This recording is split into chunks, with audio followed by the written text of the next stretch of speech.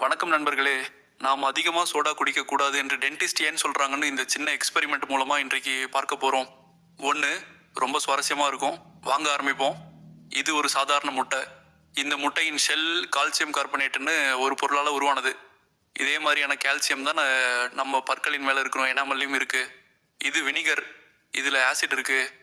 Soda, cool drinks, juice எல்லாத்துலேயும் acid இருக்குது. இப்போ இந்த ஆசிட் கால்சியமுக்கு என்ன செய்யுதுன்னு பார்ப்போம். முட்டையை மெதுவாக கிளாஸ்க்குள்ளே வைக்கணும். முட்டை முழுக்க மூழ்கும் அளவுக்கு வினிகர் ஊற்றுறோம். இப்போ பாருங்க, உடனே பபுள்ஸ் வருதா? இதுதான் ஆசிடு கால்சியமை அட்டாக் பண்ணுறதுக்கான சைனு. இந்த பபுள்ஸ் என்னன்னா கார்பன் டை ஆக்சைடு கேஸு. வினிகரில் இருக்கிற ஆசிடு முட்டை ஷெல்லில் இருக்கிற கால்சியம் கார்பனேட்டை உடைக்குது. இதே ப்ராசஸ் தான் நம்ம சோடா, கூல் ட்ரிங்க்ஸ் குடிக்கும்போது நம்ம பற்கள்லையும் நடக்குது. இப்போ ஆசிட் ப்ளஸ் கால்சியம் ஷெல் வீக்கன் ஆகுது. 30 நிமிஷத்துக்கு அப்புறம் ஷெல் சாஃப்டாக ஆரம்பிக்கும். 12 மணி நேரத்துக்கு அப்புறம் ஷெல் பெரும்பாலும் கரையிடும். 24 மணி நேரத்துக்கு அப்புறம் ஷெல் முழுக்க கரைஞ்சிடும். ஸோ இப்போ பாருங்க, முட்டை ரப்பர் மாதிரி சாஃப்ட் ஆயிடுச்சு. ஷெல் இல்லை. லைட் போட்டு பார்த்தா உள்ள யோல்க்கு கூட தெரியுது. ஷெல் இல்லைன்னா ப்ரொடெக்ஷன் இல்லை.